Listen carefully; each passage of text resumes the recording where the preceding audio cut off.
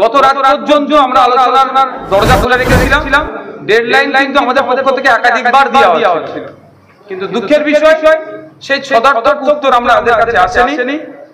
ওই দিন 2-3 দিন 4 ম্যাক্সিমাম অবধি এসেছিল, আমরা নাপতে কিন্তু অনেকটা নেমেছিলাম।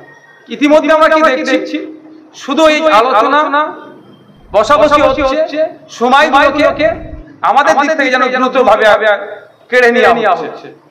কিন্তু অপর প্রান্তে দেখছি যাদের সাথে আলোচনায় বসছি তারা 4 ফেজে অনেক কটাই সিট ঘোষণা করে দিলেন।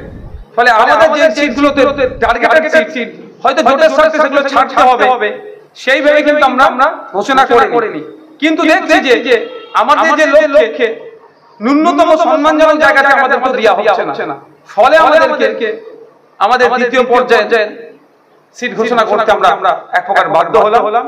কিন্তু আমরা অনেক চেষ্টা করেছিলাম পশ্চিম বাংলা থেকে যে বিরোধী ভোটগুলো আছে সবটাই ঐক্যবদ্ধ হয়ে একটা ঘরে পড়ুক, সেটা লেফট ফ্রন্ট, আইএসএফ, কংগ্রেসের ভাটটাতে পড়ুক এবং বিজেপি এবং তৃণমূলকে শূন্য হাতে আমরা ফিরাই। কিন্তু দুঃখের বিষয় আমরা আমাদের সর্বোচ্চ চেষ্টা করলেও আমি আবারও বলতে বাধ্য হচ্ছি, জানি না যাদের সাথে আমরা জোট করতে বসেছিলাম বা কংগ্রেসের মধ্যে হয়তো তার অজান্তে আরএসএস এর মতাদর্শ হয়তো কারো মনের মধ্যে হয়তো ঢুকে গিয়েছে, তারা চাইছে না পশ্চিম বাংলা থেকে আইএসএফ বা পিছিয়ে বর্গের কোনো দল উঠে আসুক বা এই ঐক্যবদ্ধ জোট হোক, পশ্চিম বাংলায় তৃণমূল বিজেপি পরাস্ত হোক, তাদের অজান্তে হয়তো আরএসএস এর মতাদর্শ তাদের মধ্যে ঢুকে গিয়েছে, এই জন্য তারা জোটটা করতে অনীহা প্রকাশ করলো।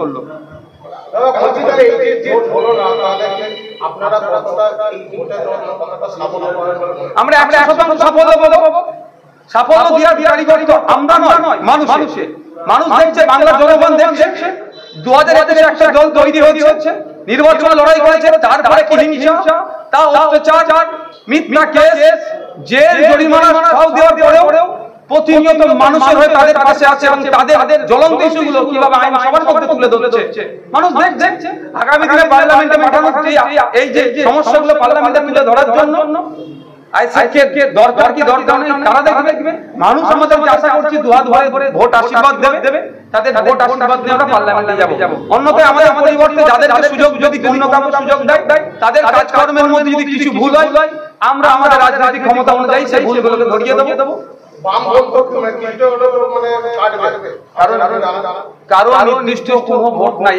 কংগ্রেস জোট হচ্ছে কিনা সেটা তো সিপিএম কংগ্রেস বুঝবে, কিন্তু আমাকে বারবার জিজ্ঞেস করার ফলে আমি একটা প্রশ্ন করতে চাইছি যে ইন্ডিয়া জোট নিয়ে সিপিএম এত অহংকারী, কংগ্রেস এত অহংকারী, রাহুল গান্ধীর বিরুদ্ধে সিপিএম প্রার্থীটা তুলে নেবে কিনা, সিপিআই বামফ্রন্ট প্রার্থীটা তুলে নেবে কিনা, সেটা বামফ্রন্টকে বলতে হবে যে রাহুল গান্ধীর বিরুদ্ধে বামফ্রন্ট প্রার্থী দিয়ে ইন্ডিয়া জোটকে দুর্বল